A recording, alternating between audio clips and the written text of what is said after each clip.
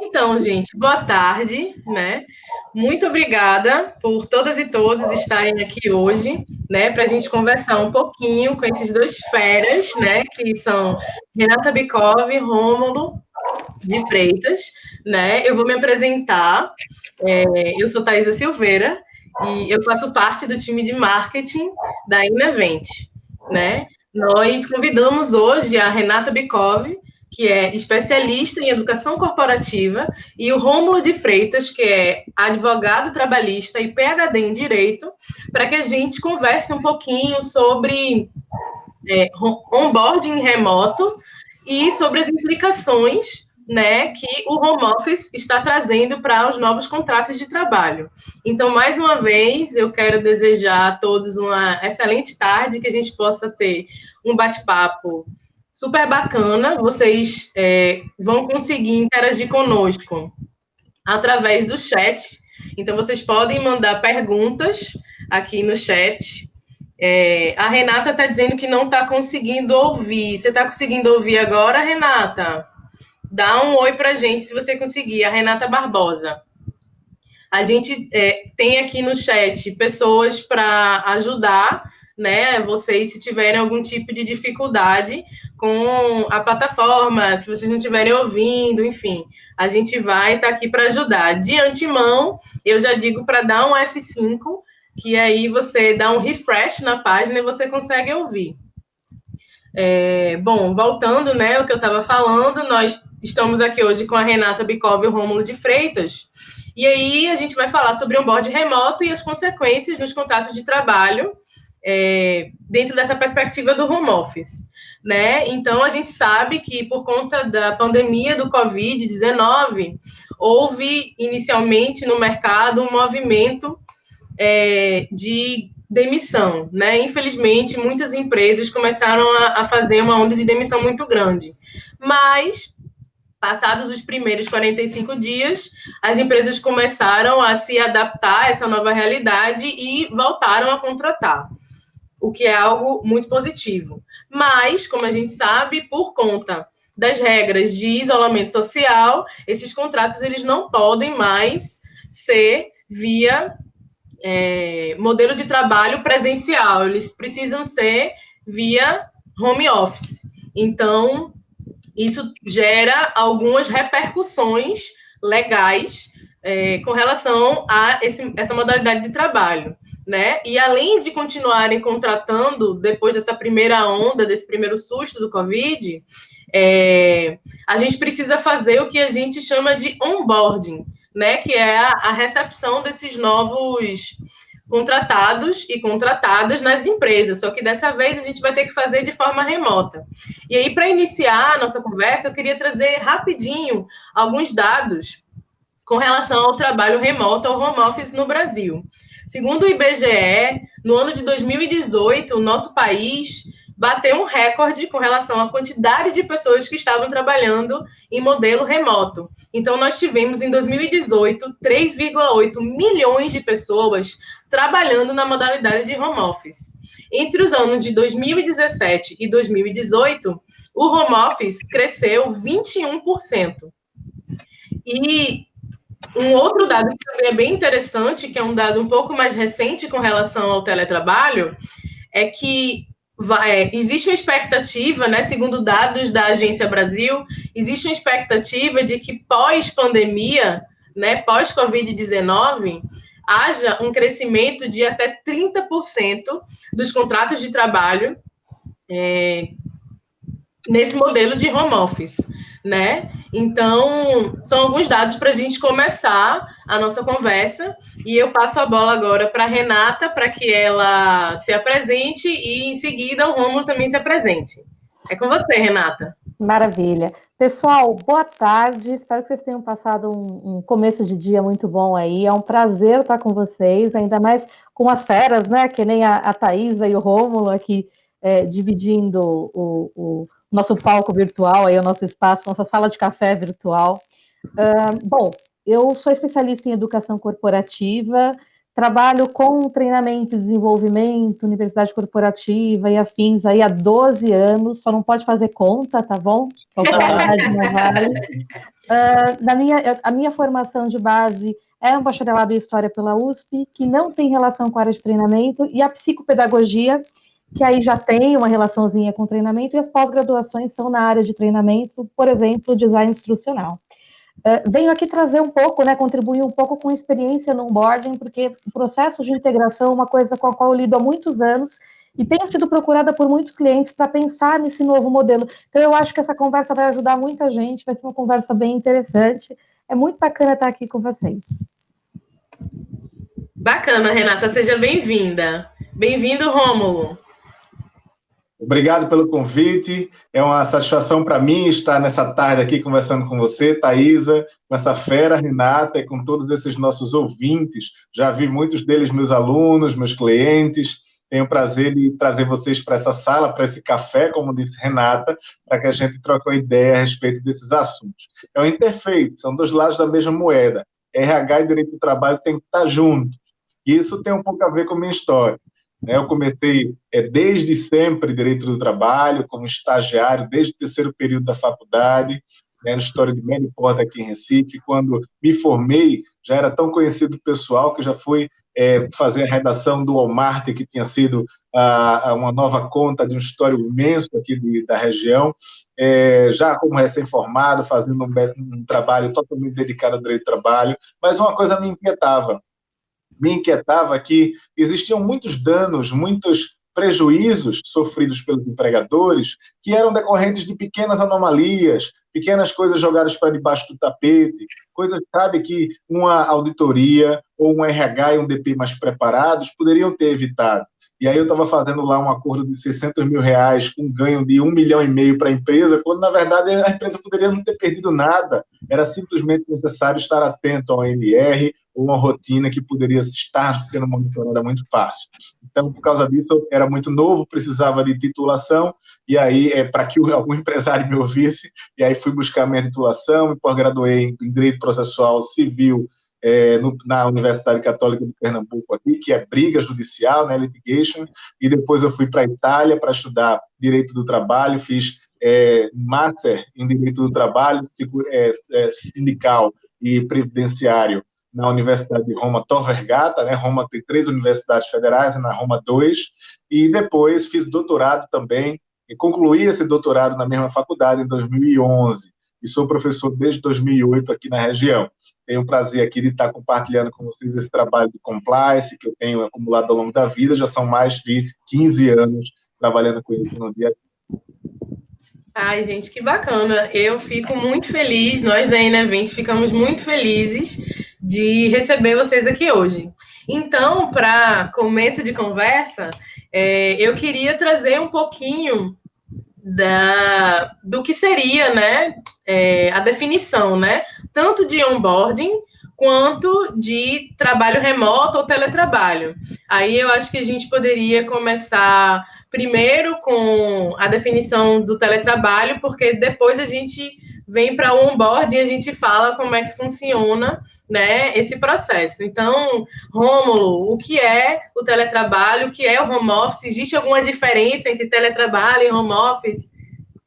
Sim. Não, basicamente o home office se tornou um apelido do teletrabalho no Brasil, né, e no mundo, de modo geral. O teletrabalho é o exercício da função através do computador e da internet, fora do estabelecimento do empregador. Então, se eu sou analista de DP e eu vou lá no sistema e, sabe, pego as batidas de ponto e lanço dentro de uma planilha para alimentar a folha de pagamento. E em vez de ir para a Rua Estrela 14, no bairro dos Aflitos, todos os dias, eu faço isso da minha residência, tendo acesso aos batimentos do sistema remoto do relógio de ponto, fazendo esse trabalho. Ou seja, se eu cumpro o meu contrato de trabalho através da internet e através do computador, então eu estou em teletrabalho, estou fazendo um contrato de trabalho na modalidade de teletrabalho. Veja como é diferente, por exemplo, Thaisa. Será que Renata caiu? Eu acho que sim. Renata, eu acho que sim. Vamos aguardar um pouquinho, que eu acredito que ela volte logo. Mas pode continuar. Então, vamos supor, deixa eu fazer um outro exemplo. diferente de teletrabalho. Vamos supor que uma pessoa ela faz a costura de parte das roupas de determinada fábrica de confecção. Olá, Renata. Oi, eu caí aqui. Tá certo. Então, a vida como ela é, né? A vida como ela é, ao vivo. Você foi até onde? Você me ouviu até onde? Eu perdi só um pedacinho final aqui, Rômulo, mas estou te acompanhando. Pronto. O teletrabalho é dessa forma que eu falei, e aí tem outra forma que é o trabalho em domicílio, que é diferente. O trabalho em domicílio, você vai ter uma situação diferente. Por exemplo, uma pessoa que faz parte do... Pessoal, deixa eu me conectar aqui em outro espaço. Assim, não, quando o Renata começar a falar, eu me conecto, para ficar melhor para vocês me verem. Então, por exemplo, uma pessoa que faz parte da confecção de uma roupa, ela faz em casa, certo? Veja, ela está em home office, em casa, mas não é teletrabalho, porque ela não cumpre o seu contrato através do computador e da internet. Então, teletrabalho é assim.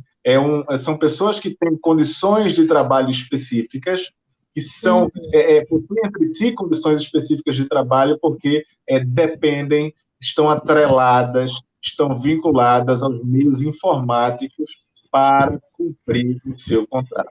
Então, por exemplo, muita gente agora foi mandada para casa, né? Pessoas foram mandadas para casa, assinaram o contrato de teletrabalho, mas, na verdade, não vão fazer teletrabalho, porque, por exemplo, estão entrando em contato com clientes através do telefone, né, para atualizar uma agenda, para montar um evento. Se o trabalho não é feito e concretizado através do computador e da internet, não é teletrabalho, é um trabalho em casa.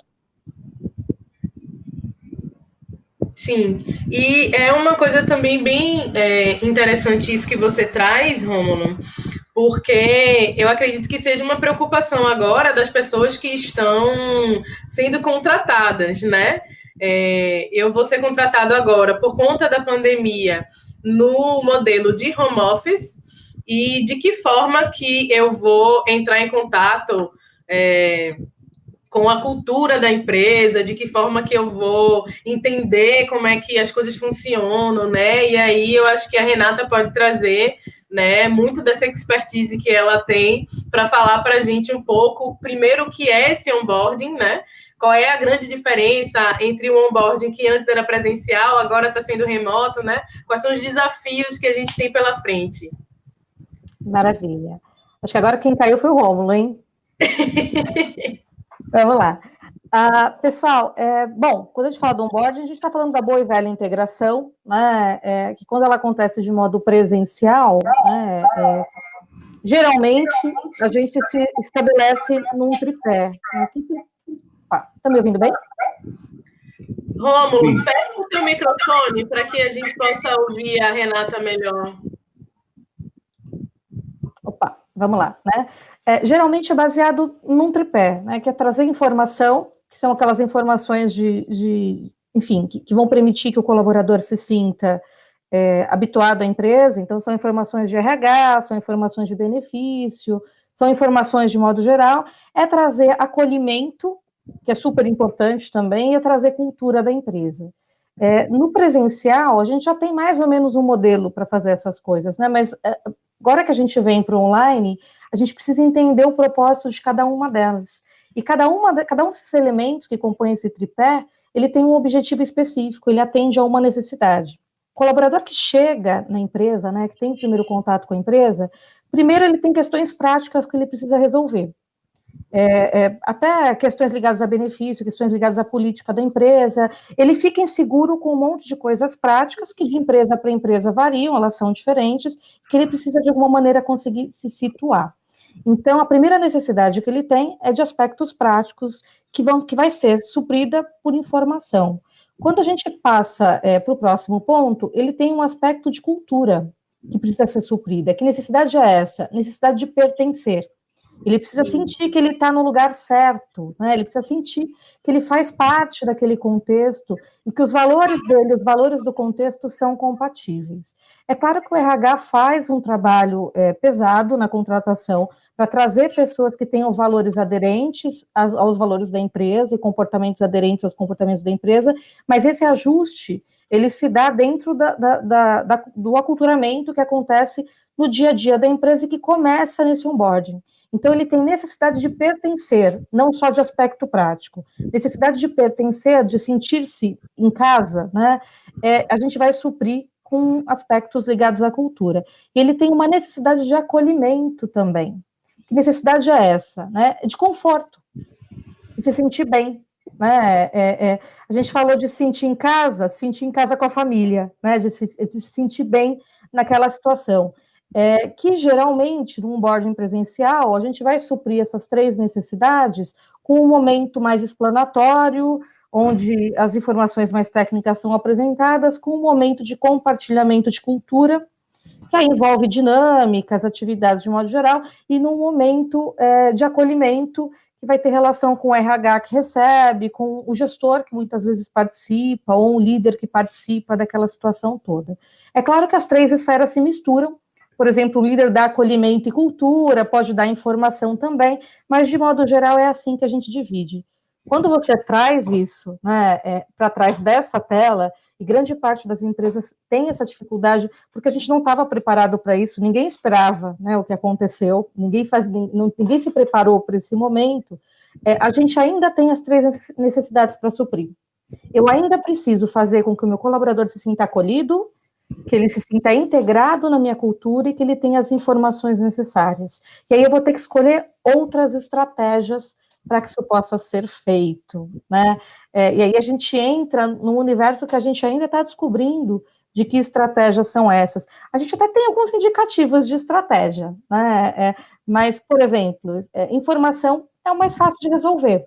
Quando a gente fala na necessidade de informação, basta, por exemplo, uma solução assíncrona, que pode ser gravada, ou infográficos bem feitos, ou manuais bem feitos, e a necessidade de simplesmente informar, como é um ato razoavelmente passivo da parte do outro, né, a gente consegue suprir. Agora, quando você vem para a cultura e para o acolhimento, a gente precisa começar a falar de evento síncrono, que nem esse que a gente está fazendo agora, e de estratégia de evento síncrono, para que a gente consiga atingir as pessoas, seja trazendo colaboradores das empresas para fazer conversas com quem está chegando, seja trazendo depoimentos, né, que possam expressar a cultura, ajudar no entendimento da cultura, seja na inclusão de projetos, que as empresas comecem a fazer projetos que consigam despertar a cultura, um café com a equipe, a recepção do gestor. A gente precisa se unir, né, não só a RH, mas também outros agentes importantes do dia a dia desse colaborador para suprir principalmente essa necessidade de satisfazer a questão cultural e também o acolhimento. Que andam juntinhos, mas não são exatamente a mesma coisa, eles precisam caminhar juntos. Bacana, Renata. Isso que você traz é bem importante, né? Esse sentimento de pertença da empresa, ainda mais agora que a gente está nesse contexto de isolamento social. E aí eu fico pensando com relação ao acompanhamento, né, do RH, por exemplo, com relação a esses trabalhadores e trabalhadoras, né, que foram contratados nessa modalidade. De que forma que dá para fazer isso de maneira eficiente, de maneira que esse trabalhador, essa trabalhadora se sinta de fato acompanhado com relação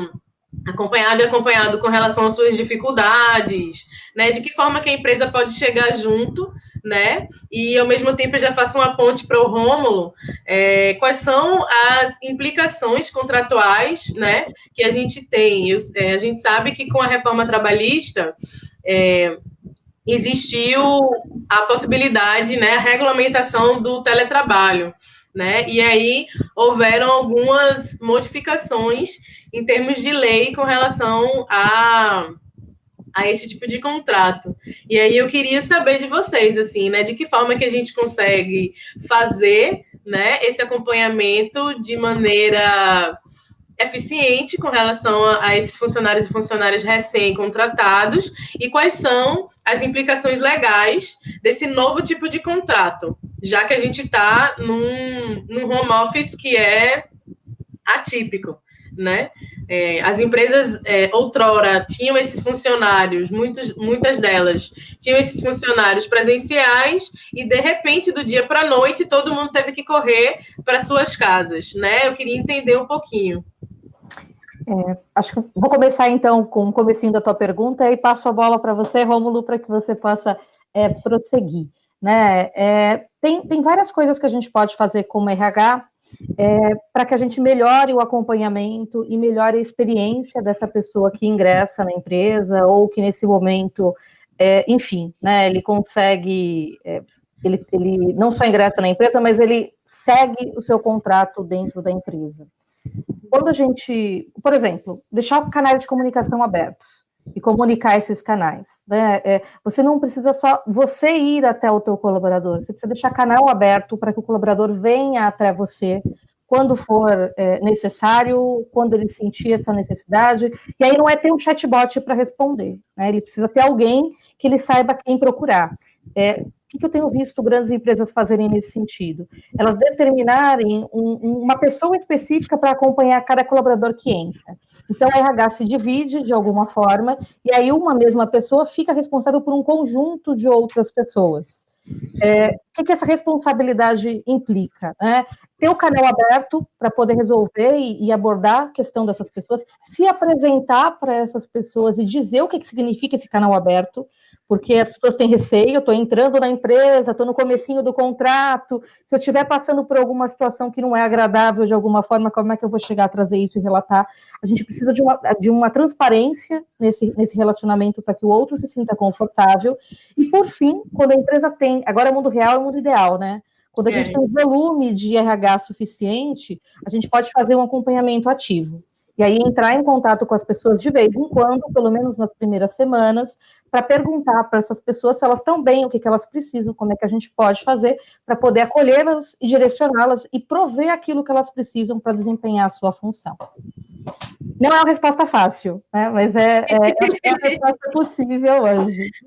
Verdade. Agora, dos aspectos relacionados aos contratos, a essas questões, o Rômulo pode dar um show, porque ele é um baita especialista nisso.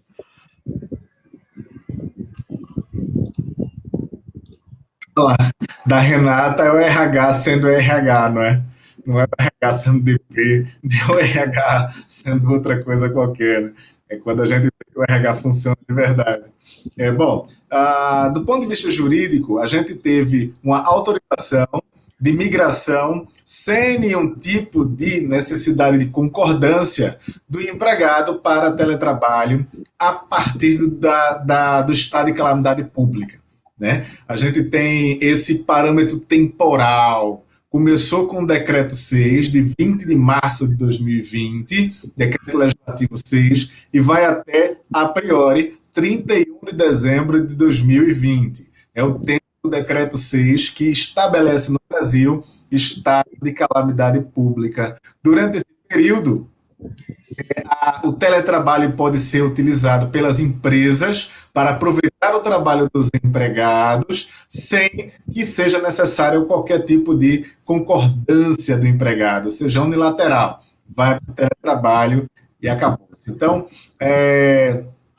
e aí, né, como é que fica isso? Né? Porque esse empregado já vai ter esse primeiro momento de não participação desse processo. Né? Eu vou agora para o teletrabalho, como é que eu faço? Tudo bem que isso já é um empregado antigo, não é um empregado no onboarding, né? Mas pode ser que tenha sido, está em processo de onboarding, estava gostando, estava no meio de todo um conjunto de ações e migrou, né, para o teletrabalho, ou seja, aquelas soluções que eu adorei, como foi explicado, aquelas soluções síncronas passaram a ser assíncronas e também podem ser síncronas, assim como a gente está fazendo agora, mas mudou tudo. Então, como é que fica nessa situação? Bom, em primeiro lugar, o empresário pode se perguntar, eu posso pagar um valor diferente porque esse empregado está em teletrabalho, eu acho que ele está trabalhando menos ou mais? Não, o salário tem que permanecer igual. O salário de um teletrabalhador, Thaisa, é igual ao salário de um trabalhador presencial. É igual. Agora, obviamente, o teletrabalhador ele não vai receber algumas verbas que o empregado presencial usa para não ter que pagar para trabalhar. Por exemplo, o transporte, por exemplo, o ticket de refeição lá do restaurante, entendeu? Então, são verbas que o empregado presencial recebe para trabalhar que o teletrabalhador não precisa, tá certo? Bom, essa é a primeira diferença jurídica. A segunda que é interessante, e eu só vou falar rapidamente, se houver interesse, se vocês me pedem para explorar mais, porque o nosso foco aqui é a Renata, né? E aí eu vou trazendo essa parte jurídica, em relação ao controle de horário. O Leonardo Viegas aqui, que é um advogado muito conhecido e respeitado aqui em Recife, nessa área de direito informático, LGBT, etc., ele disse, olha, Rômulo, teletrabalho compatível com controle de jornada, a gente fez um post sobre isso um dia desse. É porque o teletrabalho, quando foi colocado na reforma trabalhista, ele entrou dentro daquelas profissões, dentro daquelas situações que não tem controle de horário, que são os gerentes e os trabalhadores externos. Então, o empregador ele não precisa controlar esse horário, só que isso é uma pegadinha, como também você colocar gerente sem ser gerente e o trabalhador externo sem ser trabalhador externo são pegadinhas. Quantas sentenças diariamente são proferidas no Brasil, mandando pagar horas extras para falsos gerentes e falsos trabalhadores externos? Então, também pode haver o falso teletrabalhador. E o que é o falso teletrabalhador? É o teletrabalhador que é demandado durante a jornada. Como assim? Lá 9 da manhã, liga o empregador para ele e diz, faz um negócio desse para mim. Né? Lá para as 11 horas, liga o empregador de novo, diz, por que tu não atendesse, rapaz? Estou doido para falar contigo. Né? Lá 2 horas da tarde, ele liga de novo. E aí? Resolvesse aquele negócio? Então, veja que esse empregador está controlando o horário desse empregado. Vou mudar a palavra, está solicitando o horário desse empregado. Ele está explorando a jornada do empregado. Então, o empregado tem direito a ter a jornada controlada. Veja que interessante. Ele tem direito à jornada controlada. O controle de jornada é um direito do trabalhador, porque ele tem direito à desconexão. Direito à desconexão é um direito especialmente do teletrabalhador, porque, a priori, pelo menos na MP 927, diz que comunicações entre empregado e teletrabalhador não serão tidas como tempo à disposição por WhatsApp, etc., sabe? Mas não é verdade. Se você se comunica com o seu teletrabalhador às 11 horas da noite, pedindo para ele mandar aquela planilha para você, você está demandando trabalho. Você pode entrar em contato com ele para dizer, e aí, bicho, olha, obrigado pelo dia, não sei o quê. Se ele vê no outro dia, tanto faz. Agora, se você vai dar um carão nele no outro dia porque ele não mandou a planilha, então você está falando do horário dele. Então, essa questão horária é muito importante. O teletrabalhador que pode não ter horário controlado é o teletrabalhador que recebe a demanda do dia anterior e pode escolher o momento de cumprir essa demanda ao longo do dia. Existem tarefas e funções que podem funcionar assim, outras não. Então, vai depender se você vai controlar o horário desse teletrabalhador ou não, da função, da tarefa, se ele precisa ser demandado ou se pode ser agendada a performance dele naquele dia. Além disso, deve assinar algo. Será que eu preciso assinar algo, formalizar alguma coisa para mandar esse empregado lá para o teletrabalho? Acho que foi Thaisa que sumiu, né? Daqui a pouco ela volta. Então, será que eu preciso assinar alguma coisa para esse teletrabalhador ir para lá para o teletrabalho? Precisa. A MP 937 exige que em 30 dias da migração para o teletrabalho, empresa e trabalhador devem assinar um acordo escrito, e esse acordo escrito vai definir especialmente a responsabilidade pelas despesas do contrato. E aí eu já entro nesse assunto. O empregado, no Brasil e no mundo, ele não paga para trabalhar. O empregado não paga para trabalhar, ele não pode pagar para trabalhar. O empregador, a empresa, que sabe de uma forma muito sabida, passa gentilmente alguns custos para o empregado, para que ele se sobrecarregue desses custos, não está sendo inteligente. no futuro essa empresa certamente vai ter que reembolsar no contexto de uma reclamação trabalhista. Então, a melhor coisa que existe é esse empresário já se programar em relação aos custos, determinar os custos e arcar com essas despesas. Logo agora, sabe? Se ele sabe que o empregado não tem uma boa rede em casa, se o empregado não tem rede de cabo em casa, faz tudo pelo celular, etc., você dizer para o empregado, bicho, não era bom que você tivesse uma rede aí, dá uma contratada, não sei o quê, isso é uma prova para que no futuro ele possa receber reembolsado todas as mensalidades de internet, né? A gente sabe que a gente está no momento de pandemia. Isso significa dizer que o juiz não vai, ele vai tolerar que o empregado use coisas suas para cumprir o contrato. Então, se já tem um computador, não tem problema dele usar o computador.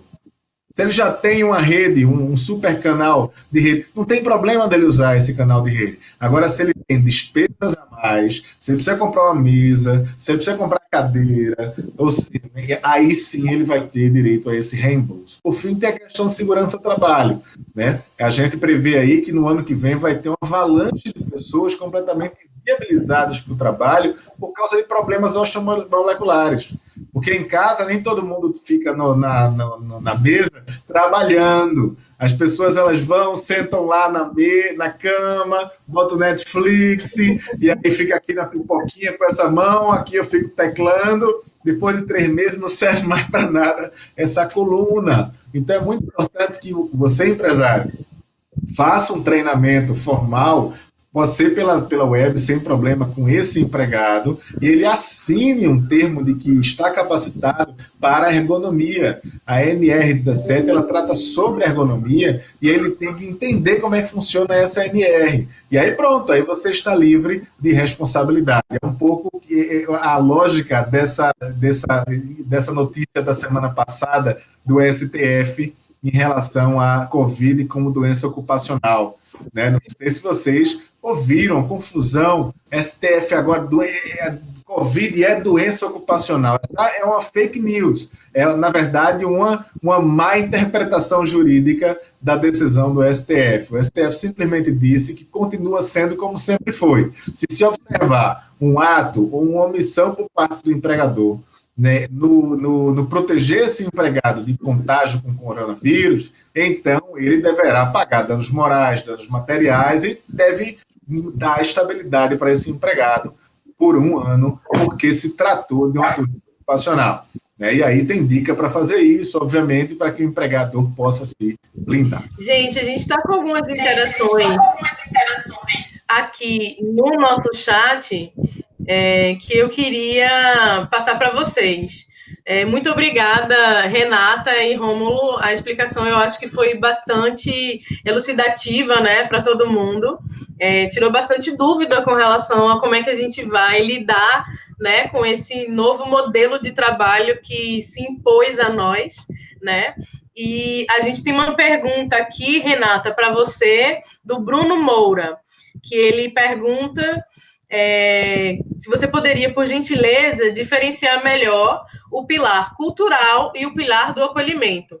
Só que antes de você responder, eu queria dar 2 avisos rápidos para os nossos telespectadores que estão aqui nos assistindo. É que quem tiver com dificuldade de áudio ou de vídeo, a gente deixou aqui um link para que vocês possam ver a nossa transmissão ao vivo pela nossa landing page, tá bom? Então, quem não está conseguindo, por alguma razão, consegue ver por esse link. Uma outra coisa que eu queria também deixar aqui, fazendo link com isso que o Rômulo falou com relação às pessoas que fazem home office de pijama na cama, né? Não faz, tá, galera? Isso não é o mais adequado.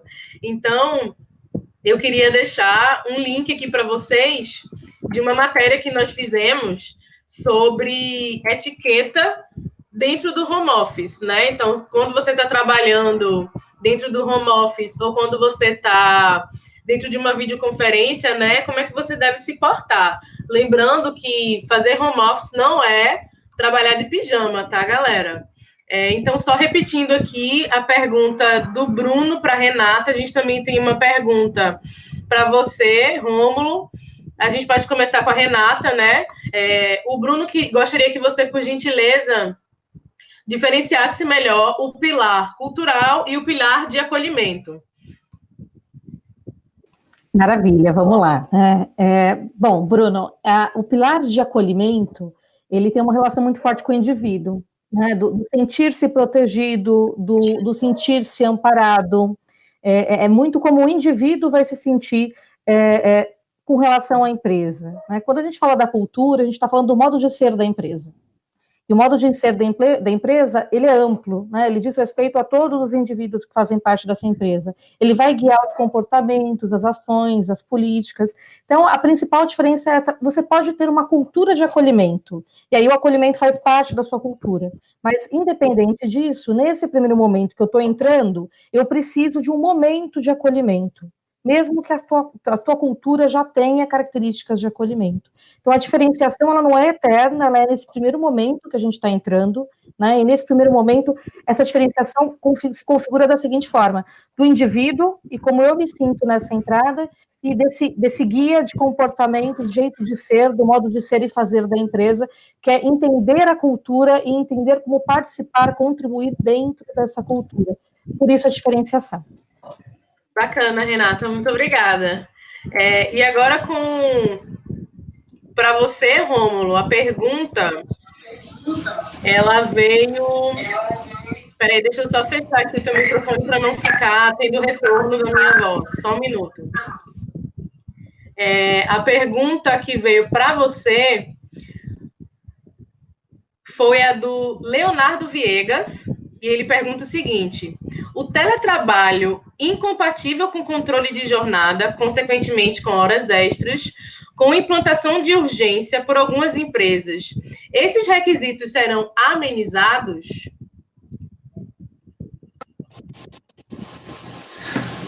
Eu acho que não.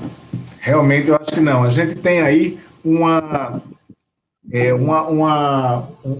porque Leonardo está falando isso? Porque o STF recentemente validou a 927, validou a 936 em situações que todos imaginávamos que ele não iria invalidar, não iria validar, né? E aí parece ser que as demandas do governo, as medidas do governo para a pandemia serão futuramente reconhecidas como válidas pelo judiciário. Só que o que acontece é o seguinte: em relação a essa questão de controle de horário, não controle de horário, é uma situação de fraude mesmo. A MP, aliás, a reforma trabalhista, ela entende que esse teletrabalhador ele realmente não vai ter horário de trabalhar, ele não vai ter horário controlado.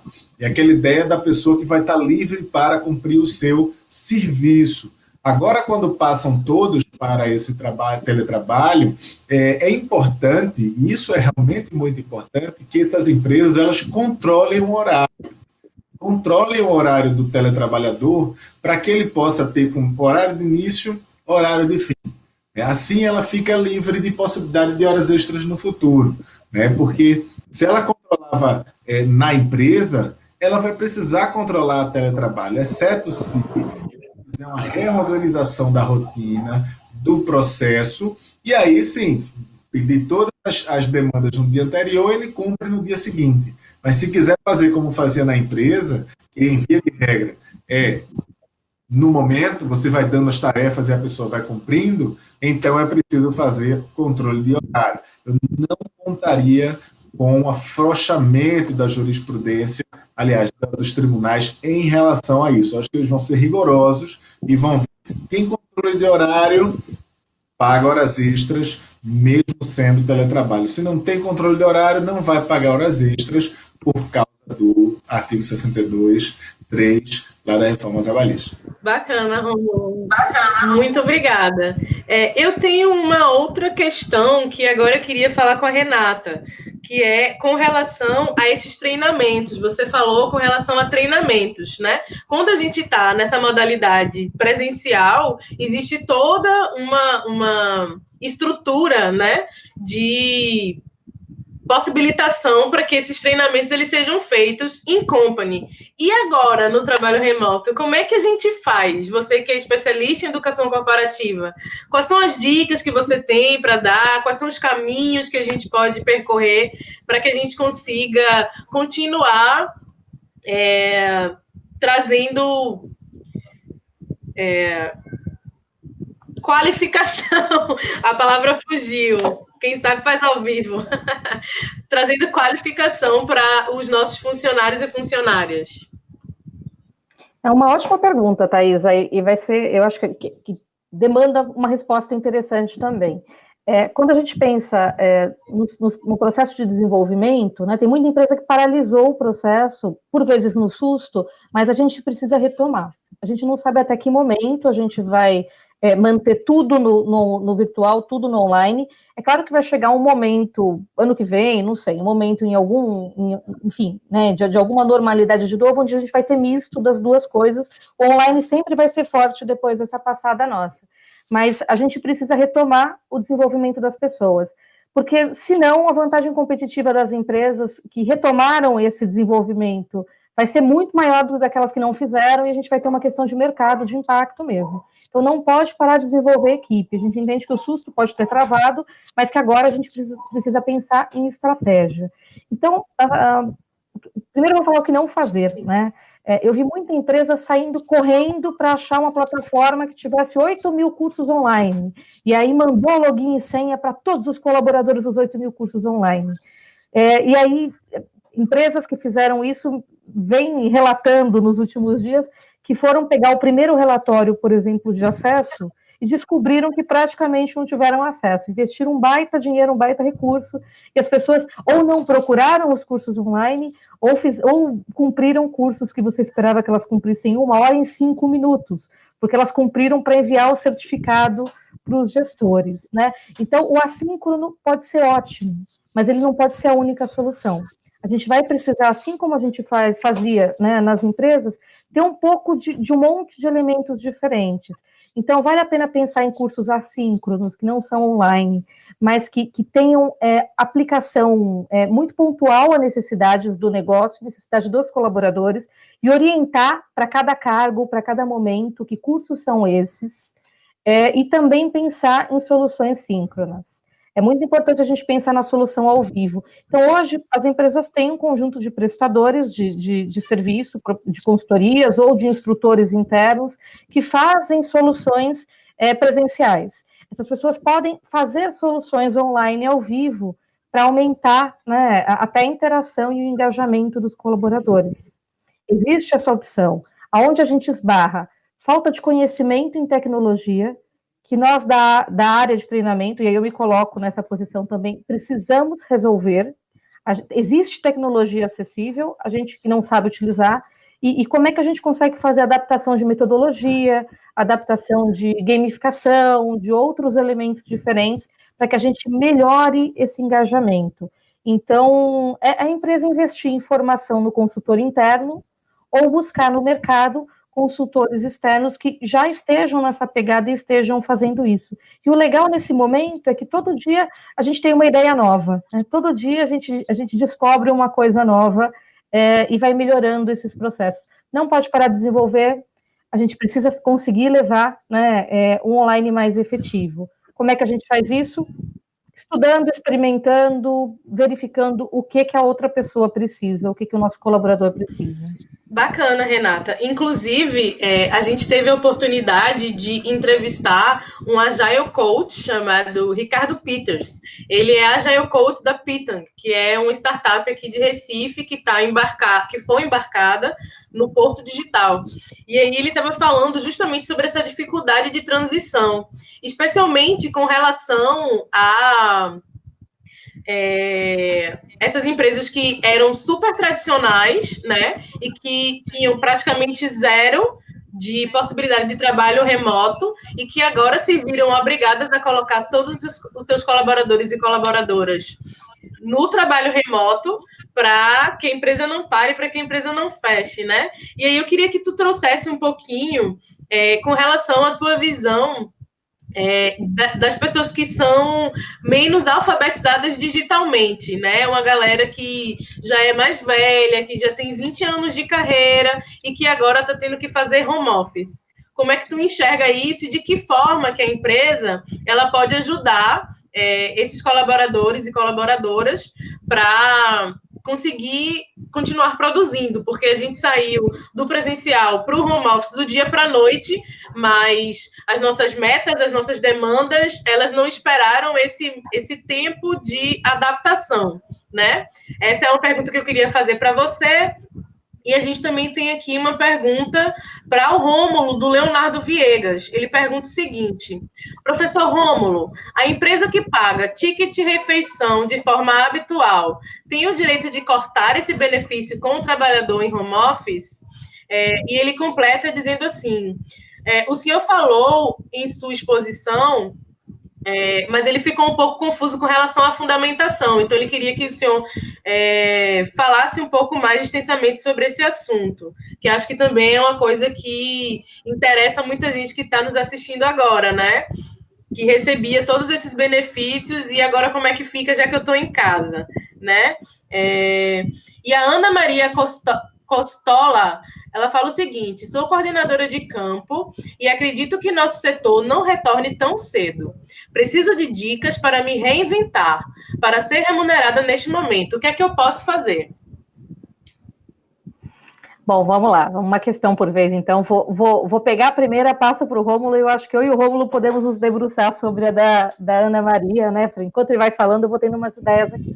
Bom, com relação ao colaborador que tem dificuldade em utilizar o equipamento, utilizar a internet, não tem mágica, né? Não tem atalho. A gente precisa disponibilizar todas as ferramentas possíveis para que ele escolha aquela que melhor o atende nas suas preferências de aprendizagem. Então, a gente percebe que o colaborador é muito à moda antiga, ele gosta do manual, verifica se não vale a pena fazer um envio de um manual impresso, alguma coisa nesse sentido para ele, para poder apoiá-lo. É uma pessoa que a gente percebeu que a comunicação pelo computador não está acontecendo, vamos reorientar pelo telefone, né? Se a gente percebe que existe a possibilidade, ele consegue acessar um vídeo, a gente consegue, de repente, colocar algum vídeo que seja bacana para que ele comece a aprender a utilizar os recursos. Todo mundo tem potencial para aprender a utilizar bem esse recurso, né? O que a gente precisa fazer é respeitar o tempo das pessoas e o processo de aprendizagem delas. Então, aí não vai ter uma resposta única. Você vai ter que olhar para aqueles colaboradores que estão com dificuldade, conversar com todos eles e verificar de que maneira, um a um, eles podem ser ajudados, auxiliados. Não é fácil, mas é recompensador depois. Bom, a questão jurídica eu vou passar para o Rômulo, depois a gente volta para a dona Maria. Opa! Algumas empresas estão cortando verbas para o pessoal que vai para teletrabalho. E as verbas que são utilizadas para o trabalho presencial podem ser cortadas. Por exemplo, vale transporte, mesmo de forma habitual. A empresa pagava de forma habitual porque a pessoa habitualmente ia para o trabalho, né? Então recebia ticket transporte, vale transporte. Da mesma forma, o ticket de refeição para o almoço, a refeição, no intervalo entre a jornada, que é aquela hora, naqueles 15 minutos para jornadas de mais de 4 horas até 6 horas, e 1 hora no mínimo de jornadas superiores a 6 horas. A 6 horas.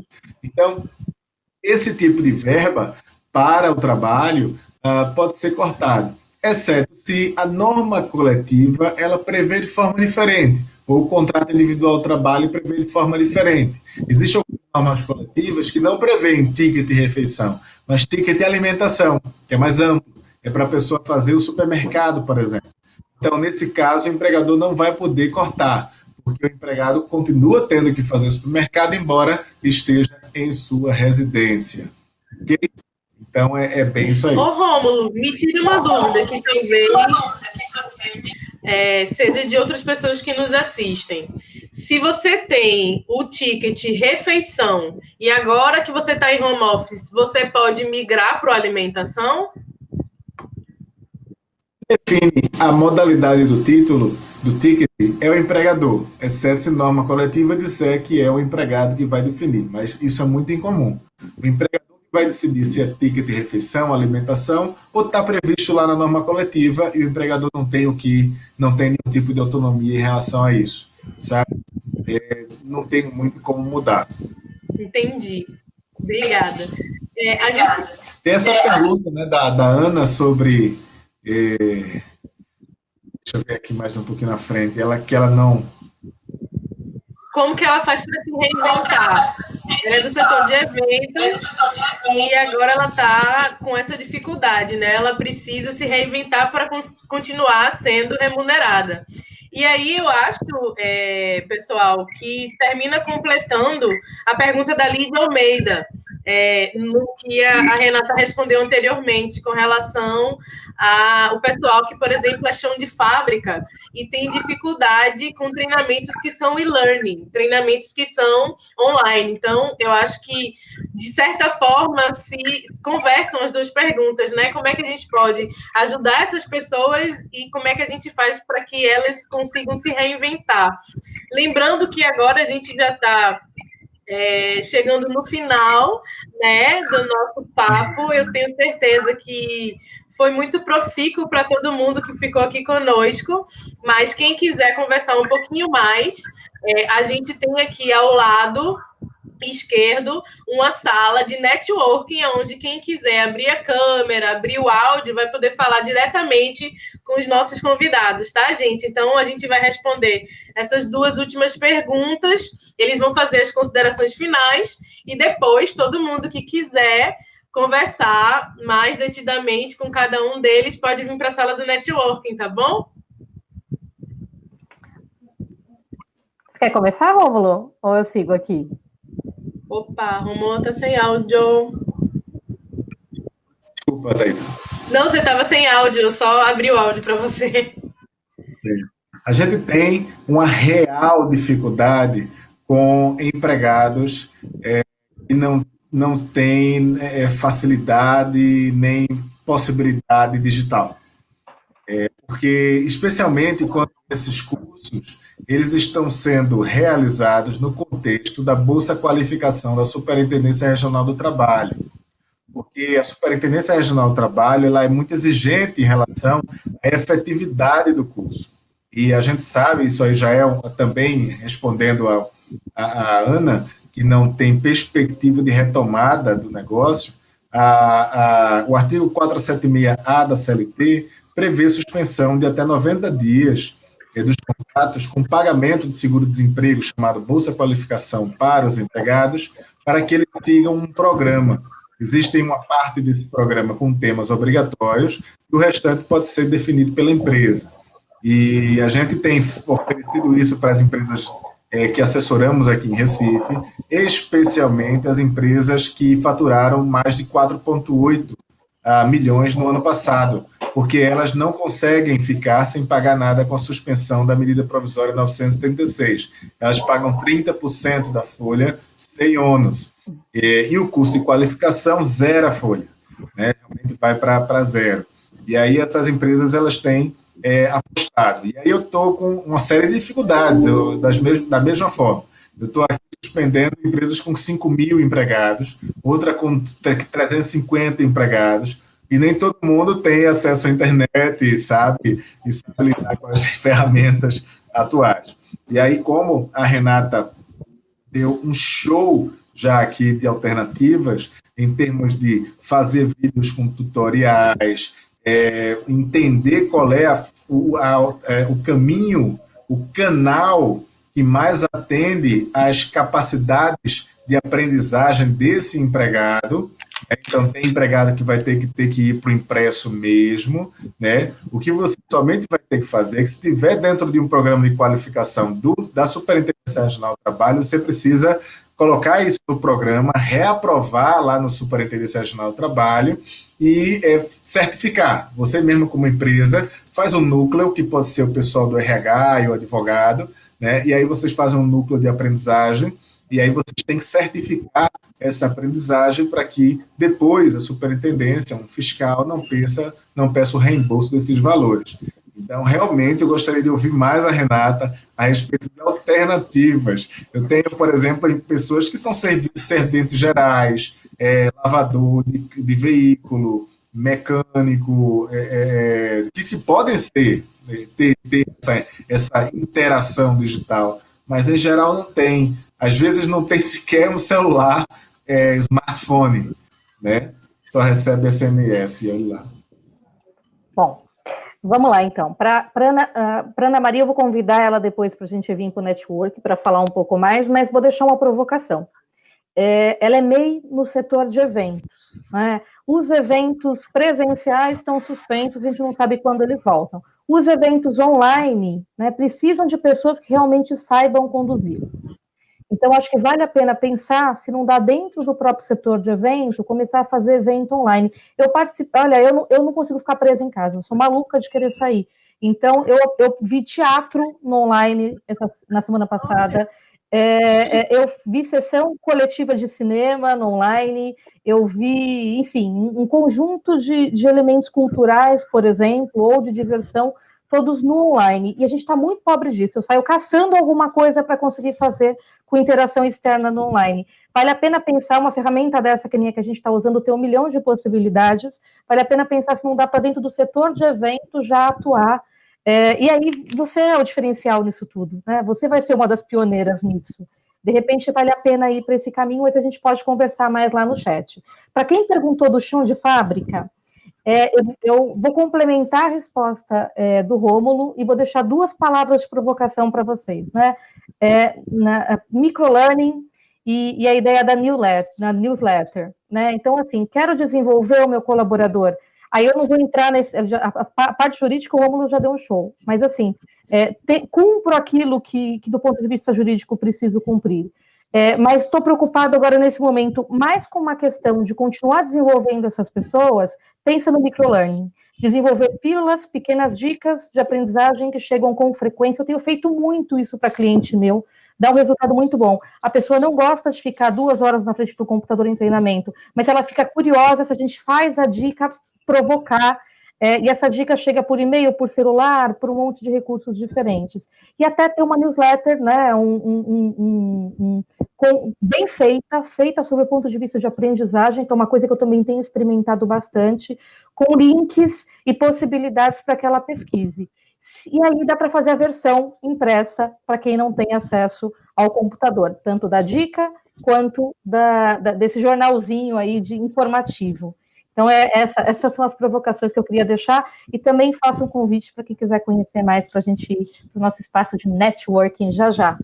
Gente, muito obrigada a todas e todos que tiraram esse tempinho para estar aqui com a gente, para conversar, para tirar dúvidas. E agora que a gente já teve, né, excelentíssimas exposições, tanto do Rômulo quanto da Renata, a gente vai convidar todos vocês para vir para a nossa sala de networking, essa salinha que está aqui do lado da tela de vocês, do lado esquerdo, para que vocês cliquem lá, já entra direto, para que a gente possa conversar. Quem quiser abrir a câmera, pode abrir, quem quiser abrir o áudio também pode abrir. Tá bom? Vamos lá? Muito obrigada, gente. Até daqui a pouco.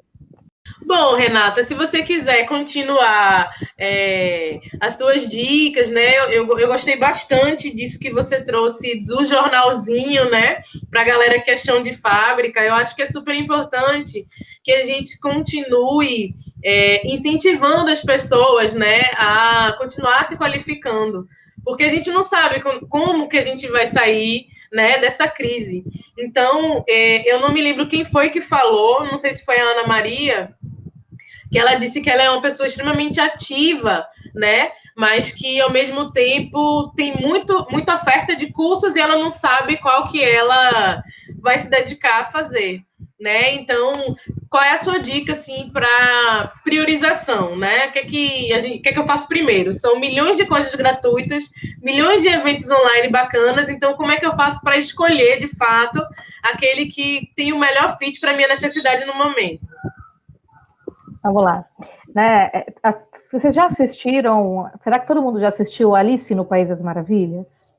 Sim. Tem um trecho de Alice no País das Maravilhas que é espetacular para ilustrar isso, né? Que a Alice está lá no meio daquela enfim, né, daquele lugar fantástico todo, e ela encontra o gato, e ela pergunta para o gato que caminho ela deve seguir, que caminho ela deve pegar, e o gato pergunta para Alice de volta, ele é um bom coach, né, ele joga a pergunta de volta para ela, e ele fala, onde você quer ir?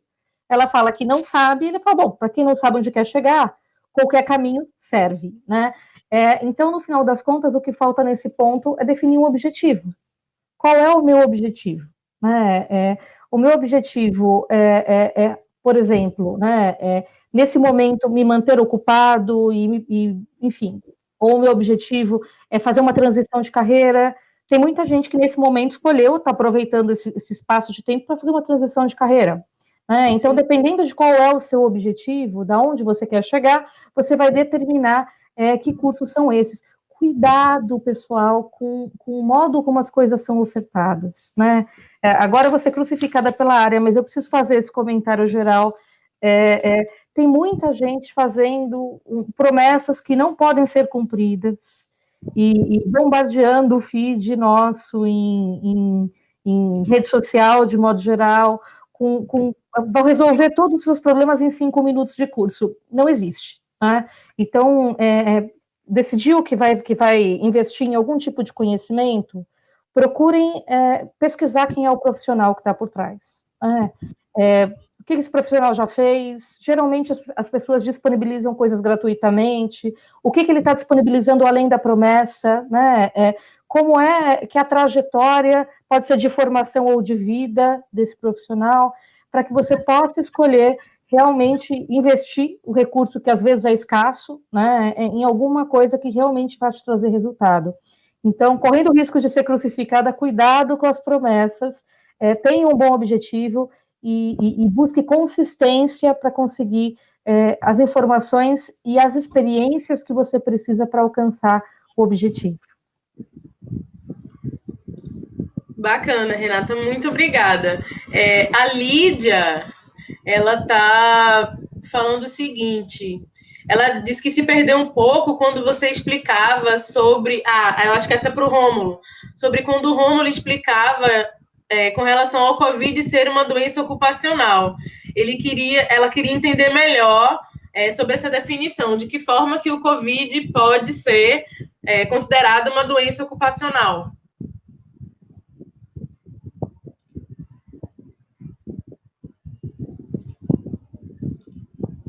Agiu ou deixou de agir de modo que ocasionou, provocou o contágio. Por exemplo, o empregador ele não ofereceu máscaras para o empregado que trabalhou o mês de abril inteiro, o mês de maio inteiro, o mês de junho inteiro. E lá no meio do mês de maio, ele acabou pegando a doença e aí se internou em casa, etc. Um parente mais idoso pegou e teve dificuldades tremendas. Esse empregador vai ter seríssimas dificuldades de convencer o magistrado que não foi um real vetor de contágio, que o seu comportamento omissivo de não dar a máscara, de não proteger esse empregado, fez com que ele, no final das contas, se contaminasse. Afinal de contas, esse empregado estava muito mais tempo na empresa trabalhando do que na sua própria residência. Então, o que é que o empresário ele precisa fazer? Muitos empresários nos ouvem agora. O que é que o empresário precisa fazer? Ele precisa atualizar o seu PCMSO e o seu PPRA para o risco COVID. O que é o PCMSO e o PPRA? São planos de segurança e saúde no trabalho. Então, ele precisa fazer isso, porque ele vai conseguir demonstrar para o juiz que ele fez tudo o que podia. Né? Dentro da sua atividade, era uma atividade permitida para trabalhar, ele fez tudo o que podia, a pessoa certamente pegou em casa, é uma pandemia.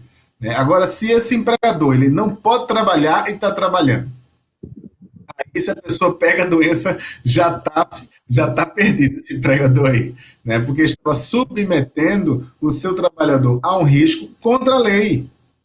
Aí já vai ser considerado uma doença ocupacional. Portanto, a Covid e o contágio com a Covid não é uma doença ocupacional. É uma doença normal.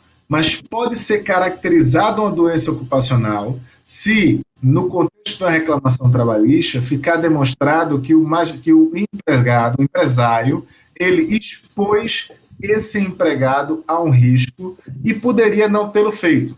Por exemplo, dando a máscara, modificando a rotina. Veja nas farmácias, por exemplo, né? Nas farmácias você tem uma barreira. Os clientes não estão mais se apoiando nos balcões, né? Ou seja, é uma medida. Aí na farmácia tem a máscara, outra medida. Aí na farmácia fica a maquineta de cartão mais na frente, outra medida. O conjunto de medidas mostra a preocupação desse empresário em proteger seu empregado. Se o empresário não toma medida nenhuma, então ele está assumindo o risco de pagar indenizações e reembolsar danos futuros. Obrigada, Rômulo. Eu acho que foi bem bacana a tua explicação e elucida uma dúvida de muitas pessoas, né? A Ana Maria, ela quer vir aqui conversar com a gente, então já abri aqui o microfone, ela já abriu a câmera para mostrar a carinha para a gente. Boa tarde, Ana, fique à vontade, pode fazer sua pergunta. Na verdade, eu estava olhando na internet, né, coisas para fazer online, como sempre, como todos os dias, né? Aí vi lá na revista Exame alguns cursos e caí em vocês, tá? Fui lá xeretar o que era. Até pensei que fosse alguma coisa relacionada a evento, pelo nome, né, em Event, não sei se tem alguma coisa a ver, mas eu vi que tem alguma coisa de organização de eventos, estava vendo o site.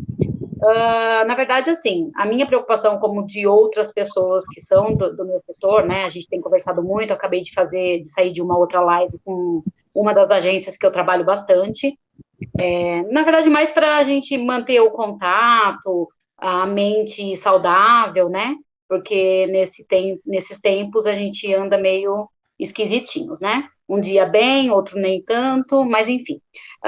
E eu tenho feito alguns cursos na internet, mas, assim, são poucos que dão um ensinamento, assim, bacana até o final, dão 3 aulas gratuitas, depois você tem que pagar já, e aí você acaba se desinteressando porque não tem nada entrando, né, não tem nada remunerado. Infelizmente, eu não tenho uma reserva de emergência, como outras pessoas também não têm, né? No nosso Brasil, hoje em dia, é muito difícil alguém ter uma reserva de emergência. Então, por isso que eu procuro alguma coisa remunerada. E, assim, eu assisto muito Natália Arcuri também, que é uma ótima referência. Tenho feito várias coisas que ela deu de dicas lá, mas, assim, nada é fácil, né? Você tem que buscar muito e acaba que não dando em nada. Aí eu queria só saber se vocês têm alguma dica de algum site que faça essa remuneração, enfim, estou aberta a dicas. Ana Maria, deixa eu te perguntar, o que exatamente você fazia na área de evento? Tá. Atualmente, eu trabalho como coordenadora de logística da indústria farmacêutica, convenções, grupos de incentivo, só que é em campo, né? É no local, presencial. Faço coisas para agências também, como a Sociedade Paulista de Radiologia, eu cuido de trabalhos científicos lá, a JPR, que é um grande evento, a Jornada Paulista de Radiologia, foi cancelada, né? Na verdade, foi cancelada esse ano, só vai ter o ano que vem, mas eu fiz algumas coisas no começo do ano para eles. E agora não tem como fazer mais, porque o evento foi cancelado. Então, atualmente, eu faço coordenação de logística mesmo. Tá bom. Deixa eu te falar por que eu te perguntei isso, né? Para ver se dá alguma ideia, algum estalo, alguma coisa dentro da tua própria área que você possa fazer. Não tem uma resposta para te dar, né, Maria? Mas tem umas provocações para fazer, de repente ajuda, né? A primeira coisa que a gente busca é o que a gente pode fazer dentro da nossa própria área. A logística online e a logística presencial são completamente diferentes. Mas vale a pena pesar se não há uma oportunidade que você tem também de conhecer um pouco mais a questão das organizações logísticas de evento online. Eu vou participar no começo da semana que vem de uma convenção enorme por uma farmacêutica que está retomando as atividades, toda online digital. Alguém está organizando isso, e eu tenho certeza que as empresas que estão organizando e voltando, elas precisam de profissionais que ajudem no cuidado, no back-office dessa organização. Primeira provocação, então, se não vale a pena se especializar em conhecer as ferramentas, em conhecer maneiras de melhorar o engajamento, enfim, e oferecer esse serviço nesse momento para empresas que estão retomando as atividades no meio online.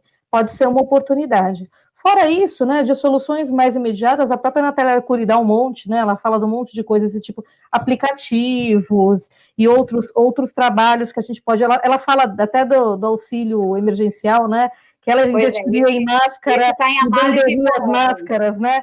Enfim, aí você tem um monte de soluções rápidas que não resolvem o problema, mas que, de repente, conseguem manter mente e bolso ocupados, porque a gente não quer mente cheia, bolso vazio, a gente quer tudo, pelo menos parcialmente, preenchido nesse momento. Não sei se o Rômulo tem alguma outra ideia para sugerir, mas, inicialmente, eu, no seu lugar, olharia para essa oportunidade de convenções, já que você tem uma ampla experiência, como é que você pode ajudar quem está fazendo convenção no online agora? Eu vou dar uma olhadinha também na internet sobre essas convenções, quem sabe, né? Também, né? A gente vê que, de um modo geral, o mundo digital é uma mimetização, é uma imitação do mundo real em várias coisas. Veja a própria tela do Windows, né? O Windows é uma área de trabalho, que tem ali o Word, que é a máquina de escrever, e tem aqui, sabe? Então, tudo imita a vida real. E muitas necessidades humanas que estão suspensas estão sendo respondidas e demandadas virtualmente.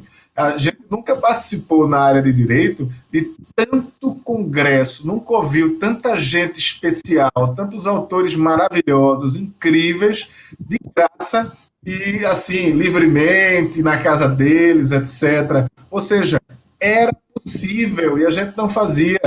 Eu sou o presidente do Instituto Ítalo Brasileiro de Direito do Trabalho e a gente faz os eventos que eu nunca conseguiria fazer, né, com vários professores italianos, né, de vários lugares. Um dos mestres nossos do Brasil, que é o professor Peroni, ele já é bem idoso, não consegue mais pegar o avião, está quase todo dia fazendo palestra pelo mundo todo, para a França, para os Estados Unidos, todo mundo ouvindo ele, sentindo super ativo, né?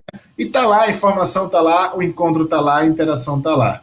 Então, realmente é importante que você consiga enxergar a mesma coisa, fazer o mesmo trabalho, só que é por aqui. E se você me permite, Ana, uma dica, isso que você traz é muito importante, né, no início da tua fala, quando você fala que a gente está meio esquisitinho, né? Nós tivemos um outro evento online, há cerca de 2 semanas, que a gente falava sobre a importância de a gente cuidar da nossa saúde mental dentro desse âmbito que a gente está vivendo nesse momento, né? E uma das coisas que a psicóloga que falou conosco, a Rosângela Braga, ela trouxe, foi buscar atividades que elevem o nosso humor. Ou seja, coisas que te tragam prazer. E diminuir as coisas que te causam ansiedade. Então, por exemplo, é uma série de cursos que tem, e aí você fica, ai meu Deus, eu não sei qual que eu faço primeiro. Faz o que a Renata falou. Pega um e se dedica a ele. Terminou, busca o outro. E vai fazendo as coisas de forma encadeada. Com um plano feito, um plano definido. E não tentar fazer tudo ao mesmo tempo. Porque, de fato, não dá. Não dá. Uma outra dica que eu posso te trazer é você utilizar de forma mais ativa o teu LinkedIn. Se você não tem, ou se quem está nos ouvindo aqui não utiliza o LinkedIn, gente, é uma ferramenta excelente para a gente fazer networking, não do jeito que a gente está fazendo aqui ao vivo, assim, se vendo, mas para a gente conhecer pessoas que trabalhem na nossa área e fazer com que a gente também apareça para outras pessoas que também trabalham na nossa área. Então, uma dica bacana, além de utilizar o LinkedIn, é produzir conteúdo. Então, você é uma pessoa que tem bastante expertise e bastante experiência dentro da sua área, escreve artigos sobre isso, quais são maiores dificuldades, quais são os principais desafios da logística nesse momento de pandemia, e começa a prover conteúdos de valor e qualidade para a audiência que te segue lá no LinkedIn. Então, eu acho que pode ser também uma dica que pode te ajudar. Ótimas dicas. Me ajudou muito. Agora eu vou passar a fala para Priscila Soares, que ela também tem uma perguntinha. Eu vou fechar o teu microfone, tá bom, Ana? Muito obrigada pela sua contribuição. Estou por aqui. Oi, Priscila, seja bem-vinda. Ei, Thaisa, boa tarde, Rômulo, boa tarde, Renata, pessoal que está aí na sala. Então, Renata, a pergunta é mais voltada para você, né, assim, que é mais dessa área de gestão, mas eu acho que os demais também podem contribuir. Eu trabalho atualmente numa empresa de tecnologia, né, a gente tem uma turma jovem e a gente tinha, né, alguns eventos, alguns encontros mensais aí para, né, para descontrair, para a galera estar sempre unida, uma vez que grande parte da equipe fica alocada dentro do cliente, né? Hoje as pessoas estão alocadas em casa. E aí a gente montou, né, até nesses últimos 2 meses, algumas ações, assim, para tentar trazer um pouco, né, assim, eu acho que até conforto, talvez emocional, porque a gente, né, cada um vai reagir, sair disso tudo de uma maneira diferente, né, mas a gente montou uma agenda com algumas ações, assim, sabe?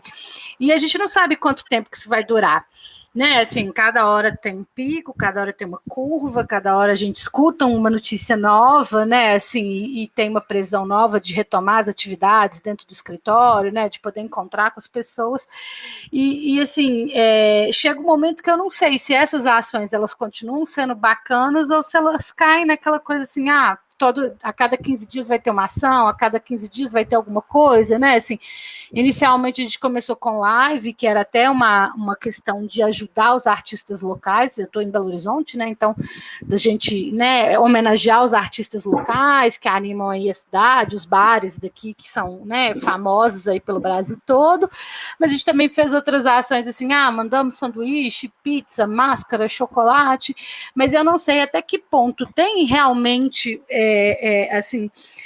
funciona e está causando efeito emotivo, está causando um efeito de motivação nas pessoas, ou realmente, assim, se durar mais 2, 3 meses esse distanciamento e a gente trabalhando, né, de casa, home office, se esse tipo de ação ela continua sendo positiva, entendeu?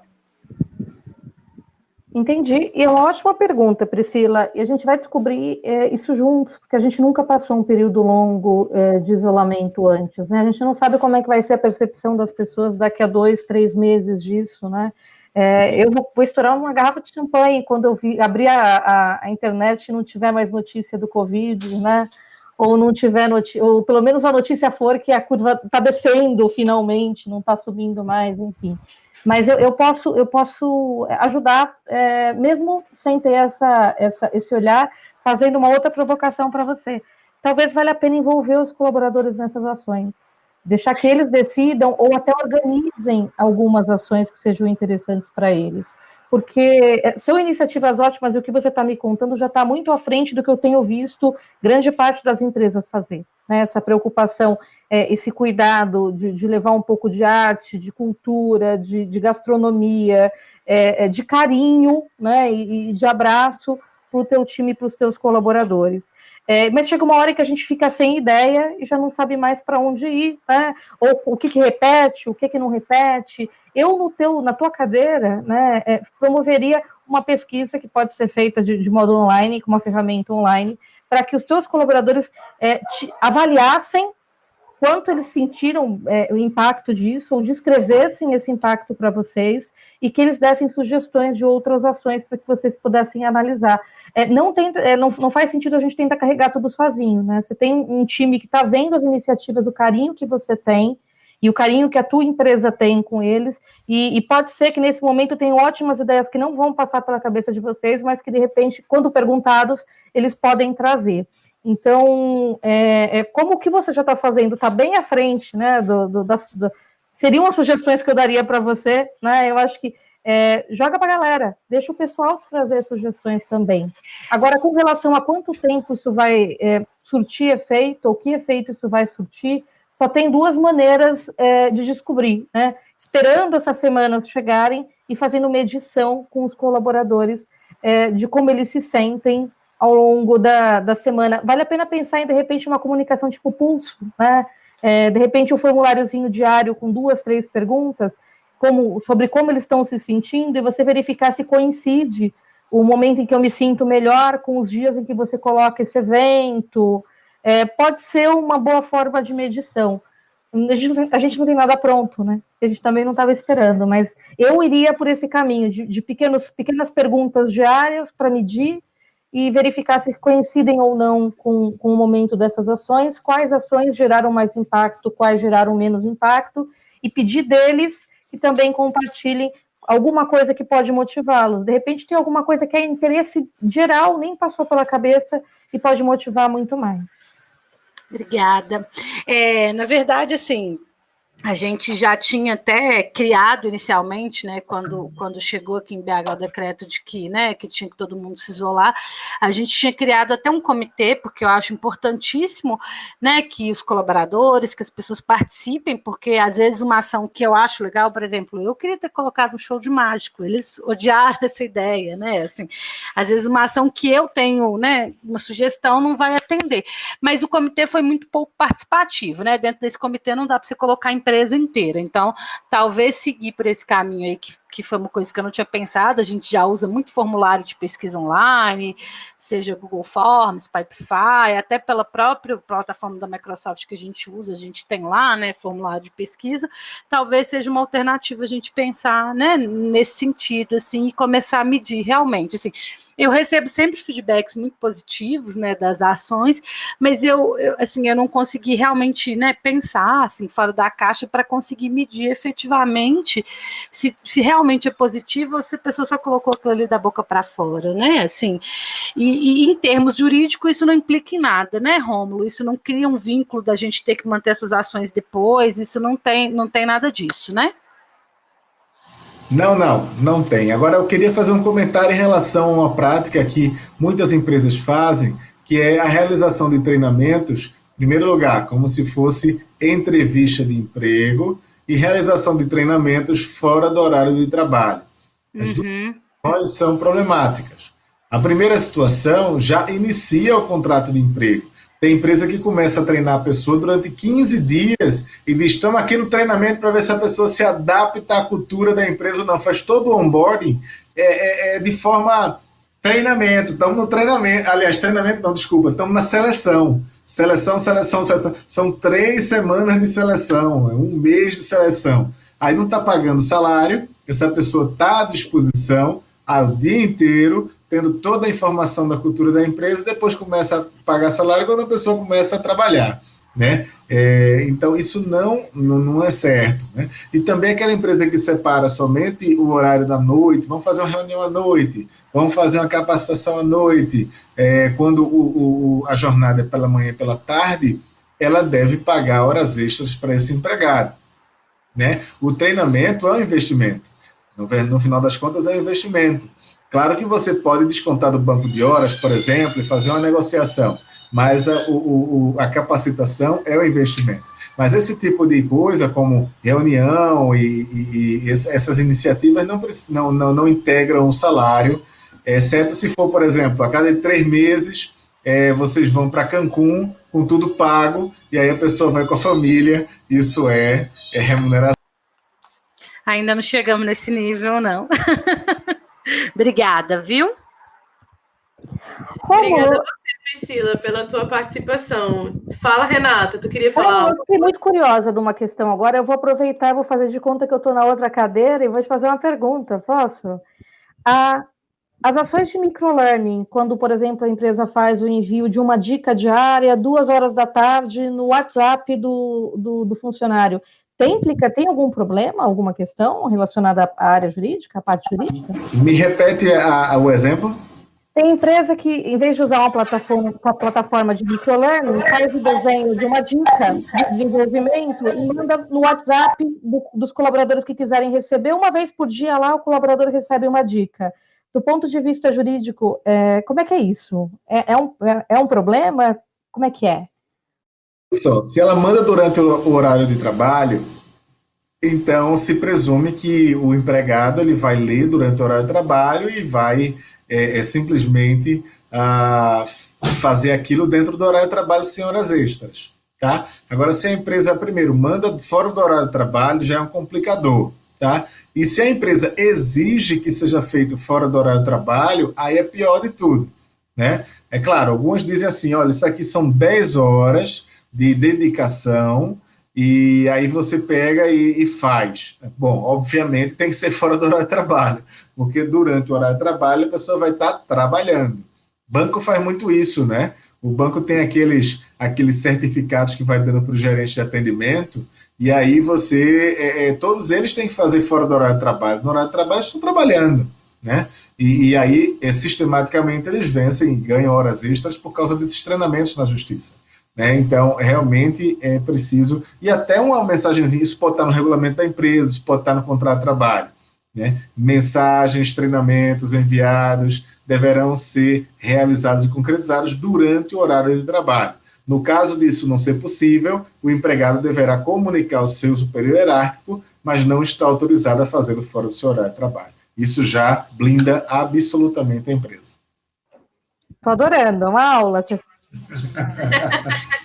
Gente, eu sei que está super bacana, né? Que a gente realmente conseguiu fazer um networking muito legal. A gente teve interação com as pessoas que estavam assistindo a gente desde o início, mas infelizmente a gente vai ter que encerrar o nosso papo, né? Eu gostaria de agradecer imensamente a presença da Renata Bicov e do Rômulo de Freitas. Eu queria que vocês fizessem as suas considerações finais e a gente já fosse se despedindo. Já me despeço desde já. Um beijo para todo mundo e muito obrigada por estar aqui conosco. Pessoal, foi um privilégio participar desse evento com vocês. Para quem quiser, enfim, levar o bate-papo para frente, o bom de ter um nome esquisito, né? Renata Bicov, é que você me acha de qualquer jeito, em qualquer lugar, só tem eu com um nome estranho desse. Então fica o convite para a gente continuar conversando, enfim, né, em outras oportunidades. E Rômulo e Thaisa, foi um prazer, contem comigo para o que vocês precisarem. Obrigadão, gente. Pessoal, eu queria agradecer também o convite feito por Thaisa, e especialmente por ter me colocado para interagir com Renata. Super experiência, extremamente criativa, fala tudo fora do lugar comum. Eu estou impressionadíssimo, eu fiz 1000 anotações. Né? Eu lido e falo com o empresário há 15 anos, todos os dias, sobre soluções trabalhistas, etc. Aprendi muita coisa aqui. Eu vou ativar você, viu, Renata? Vou lhe indicar para os meus clientes, eu quero trabalhar com você no dia a dia. Achei inteligentíssima a sua abordagem, super segura. Estou muito feliz de ter conhecido você. E para quem quiser me acompanhar no Instagram, prof.Rômulo de Freitas, vai me encontrar no LinkedIn, Rômulo de Freitas. E se quiser enviar e-mail para consultoria, a gente presta consultoria para várias empresas no Brasil inteiro. Basta enviar para Rômulo de Freitas, e aí a gente faz consultoria com orçamento pré-aprovado, sem nenhum tipo de surpresa. Tá certo, pessoal? Um abraço bem grande para todo mundo. Gente, se vocês quiserem colocar aqui o link das redes sociais, coloca no chat para que as pessoas possam pegar. Pronto, aí a Renata, @renata.bicov. Qual é o teu, Rômulo? Mentira, eu errei o meu. Você tá ficando maluca. Bom, eu vou deixar aqui também o meu e-mail.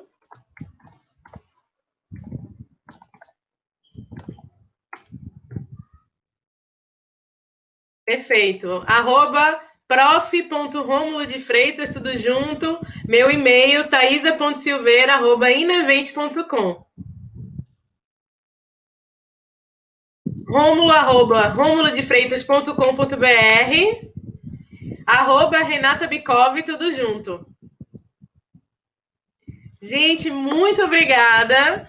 Uma excelente tarde para vocês e um excelente final de semana. Um beijo grande e eu conto com vocês no nosso próximo evento. Tchau!